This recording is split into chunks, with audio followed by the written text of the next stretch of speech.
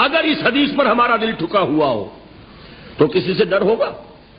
یہ مجھے نقصان نہ پہنچا دے، یہ میری رپورٹ خراب نہ کر دے، یہ میری انکریمنٹ نہ رکوا دے، یہ میرا یہ نہ بگاڑ دے، یہ میرے یہ نقصان نہ پہنچا دے، اس کا ڈر، اس کا ڈر، اس کا خوف، اس کی خوشامد، اس کے لیے جا کر طرح طرح سے اپنی عزت نفس کو ذلیل کروانا اس کے سامنے، یہ سب کچھ کیوں کرتا ہے انسان؟ جب سمجھتا ہے کہ اس کے ہاتھ میں میرا کوئی نفع ہے، اس کے ہاتھ میں میرے لیے کوئی ضرر ہے، یہ مجھے کوئی غضب پہنچا سکتا ہے، یہ مجھے کوئی نقصان پہنچا سکتا ہے، یہ میرا کوئی کام بنا سکتا ہے، یہ میری کوئی ضرورت پوری کر سکتا ہے، اسی کا نام شرک ہے۔ جہاں آپ نے یہ سمجھا کہ غیر اللہ کے اندر کوئی طاقت موجود ہے، وہی شرک ہے۔ بتوں سے تجھ کو امیدیں، خدا سے نو امیدی، مجھے بتا تو صحیح اور کافری کیا ہے؟ شرک تو یہ ہے۔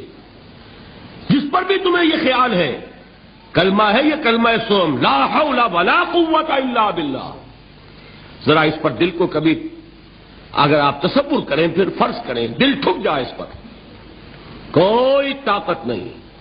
یہی بات تھی جو شیخ عبد القادر جیلانی رحمۃ اللہ علیہ نے اپنی وصیت میں اپنے بچے سے کہی۔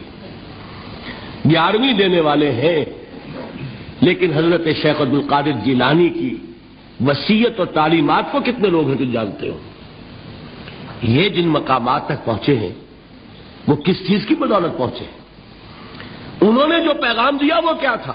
اے میرے بچے، جس طریقے سے قرآن مجید میں حضرت لقمان کی نصیحتیں جو ہے نقل کر دی گئی ہیں، میں یہ عرض کروں گا بالفرض اگر قرآن حضرت عبد القادر جیلانی کے بعد نازل ہوا ہوتا تو شیخ عبد القادر کی یہ نصیحتیں بھی قرآن میں درج ہوتی۔ اتنی اونچی نصیحتیں ہیں۔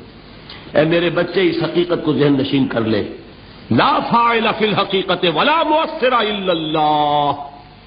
اس کائنات میں نہ کوئی فاعل حقیقی ہے نہ مؤثر حقیقی ہے سوائے اللہ کے۔ کسی شے میں کوئی تاثیر نہیں اگر اللہ نہ چاہے، آگ جلا نہیں سکتی اگر اللہ نہ چاہے، پانی ڈبو نہیں سکتا اگر اللہ نہ چاہے، زہر ہلاک نہیں کر سکتا اگر اللہ نہ چاہے، کوئی چیز فائدہ نہیں پہنچا سکتی اگر اللہ نہ چاہے۔ تو در در پہ کیوں سر جھکاتے ہو؟ در در پر کیوں جبیں سائی کرتے ہو؟ سب کے سامنے کیوں ہاتھ پھیلاتے ہو؟ ایک اللہ سے مانگو، ایک اللہ کے سامنے زمین پر اپنی جبین رکھو۔ لا فاعل فی الحقیقت ولا مؤثر الا اللہ۔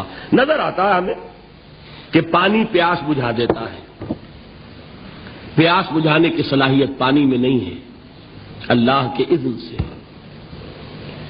کھانا بھوک مٹا دیتا ہے، بھوک مٹانے کی صلاحیت کھانے میں نہیں ہے، اذن رب میں ہے۔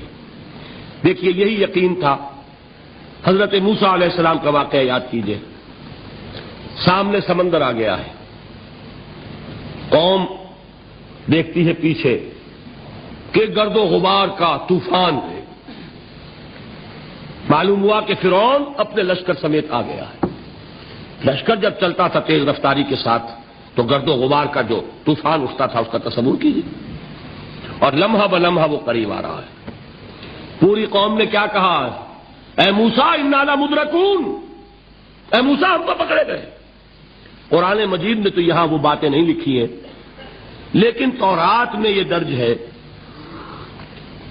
کہ بنی اسرائیل جھگڑنے لگے، دست و گریبان ہو گئے موسیٰ کے ساتھ۔ موسیٰ ہمیں یہاں مروایا لا کر، اس سے تو ہم ہی بہتر تھے، وہاں کھانے کو ملتا تھا، زندگی تو تھی، بیگار ہم کر رہے تھے، موت تو نہیں تھی۔ اب جو کچھ ہوگا اس کا تصور کرو، جس طریقے سے ہمارے ٹکڑے اڑائے جائیں گے۔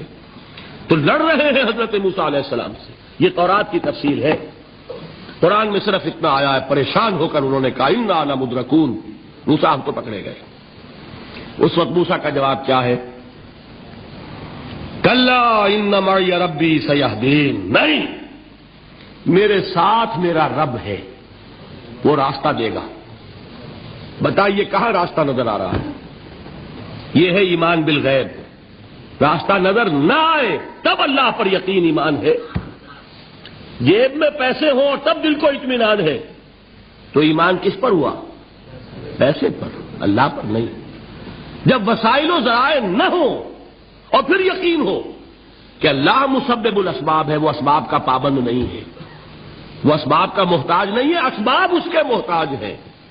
اگر یہ یقین ہے تو اللہ پر ایمان ہے، یہ نہیں ہے تو تمہارا ایمان اسباب پر ہے، وسائل پر ہے، ذرائع پر ہے، مادیات پر ہے، اللہ پر نہیں۔ اس وقت کہاں راستہ تھا؟ کوئی راستہ تھا؟ سمندر ہے اور ادھر سے لشکر آ گیا ہے۔ کلا ان معی ربی سیہدین۔